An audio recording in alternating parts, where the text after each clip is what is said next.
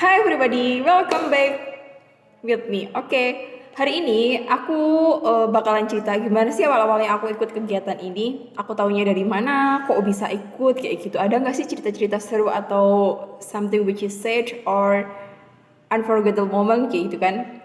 Pertama, jadi sebenarnya aku tahu si Mio ini dari kakak kakak kakak kakak apa ya, dari temen yang udah aku anggap sebagai kakak sendiri sih. Waktu itu kita ketemu di kegiatan diseminasi literasi nasional ya, terus kita jadi deket gitu kan. Nah, dikasih tau lah aku ada kegiatan course ini dari Simio Kitab in Mathematics. Sebenarnya dulu kita udah tahu sih soal Simio waktu di pelajaran SD gitu ya. Simio adalah organisasi bidang pendidikan kerjasama negara-negara ASEAN gitu. Nah, baru sekarang lah ternyata saya berjodoh dengan salah satunya, yaitu Simio Kitab in Mathematics, yang mana tugas mereka adalah memberikan pelatihan demi meningkatkan kualitas guru matematika di Asia Tenggara, termasuk guru SD ya, karena SD itu mengampus semua mata pelajaran ya, kecuali agama sama olahraga. Pertama, aku sebenarnya tuh daftar tahun 2018, tapi gagal. Gagalnya di mana? Di interview. Jadi ada satu pertanyaan yang membuat aku gagal. Waktu itu aku ditanya tentang KKG. Gimana sih KKG di tempatku kayak gitu kan? Nah, aku jawab dengan jujur saat itu bahwa KKG di tempatku itu tidak aktif atau tidak terlalu aktif gitu.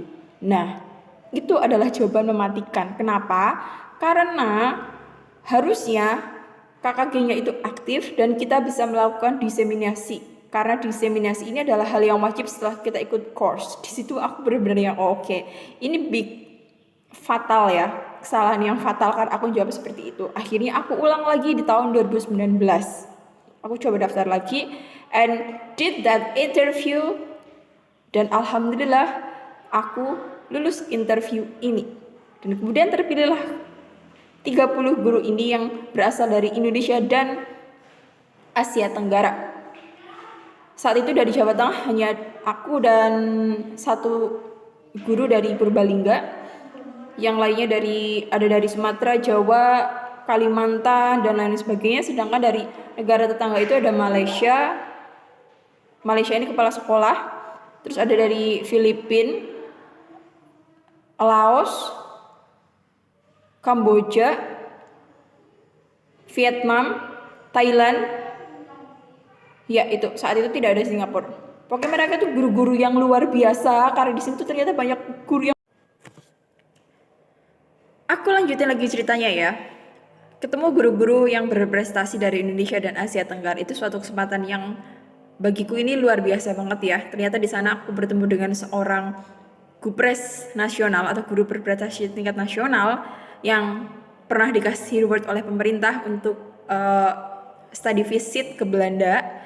Luar biasa sekali, dan di sana saya ketemu guru-guru yang memang aktif berkegiatan di level daerah ataupun nasional sebelumnya, guru-guru yang aktif menulis, guru-guru yang ternyata punya percetakan sendiri, guru-guru yang aktif mengikuti pelatihan ini dan itu, mengikuti kompetisi ini dan itu, dan membuat karya tulis.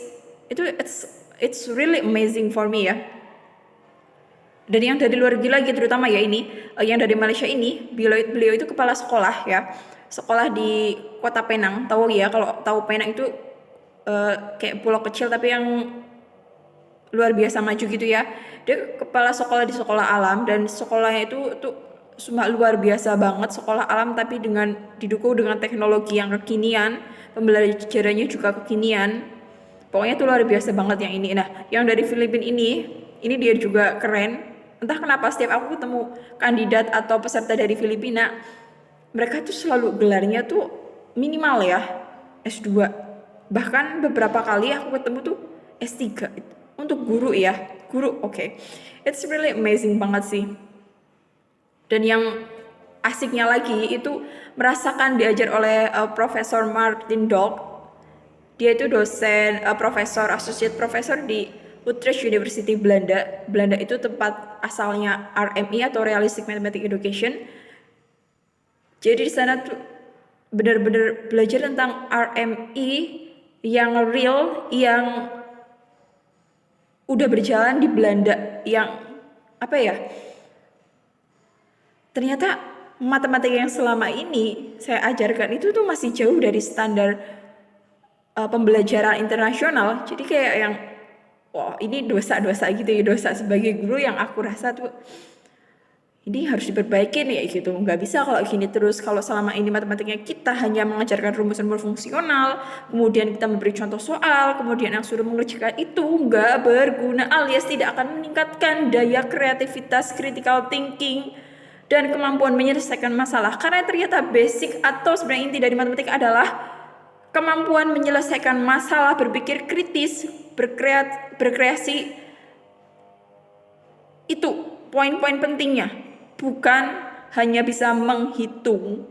That's mathematics ya. Oke, aku lanjutin lagi ya ceritanya.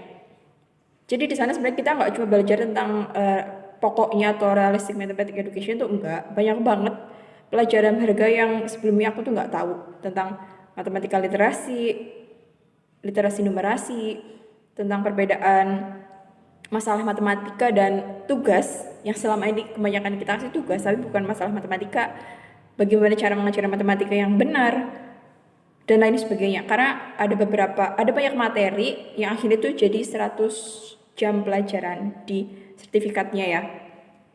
Dan apa sih hal positif lain atau keuntungan? Yang pertama, kamu benar-benar dapat ilmu dan kamu tuh nggak mengeluarkan biaya sepeser pun, itu nggak ada. Jadi semua biaya tiket, akomodasi, biaya hidup di sana ditanggung oleh Simio Kitab and Mathematics ya. Kita tinggalnya di asrama P4 TK Matematika yang letaknya cuma di sebelahan kayak gitu. Untuk saat ini karena pandemi juga Simio Kitab and Mathematics ini juga menyediakan biaya untuk melakukan swab antigen. Jadi semua itu benar-benar ditanggung free. We just datang dan belajar. Nah, menariknya lagi adalah hal yang menarik ya, selama proses itu, selain diajar oleh instruktur yang luar biasa di sana, semuanya tuh keren-keren, lulusan luar negeri, dalam negeri yang hebat-hebat. Ada satu sesi yang beberapa hari sebelum ini ya, yaitu persiapan pembelajaran, pembuatan lesson plan tentang RMI ini, yang ternyata cukup rumit dan memakan waktu sekitar 2 hari 2 malam. Kita benar-benar persiapan lesson plan atau RPP ini selama 2 hari 2 malam, berikut dengan medianya. Kemudian kita melakukan micro teaching sebelum kita melakukan real teaching atau pengajaran yang nyata di SD yang memang jadi mitranya Sikim. 2 hari 2 malam kita benar-benar pusing dengan RM ini. RPP-nya ternyata tidak mudah. Dan kemudian setelah kita 2 hari 2 malam belajar lelah, akhirnya tibalah hari untuk praktik nyata di SD Negeri Darsan Sleman, Yogyakarta.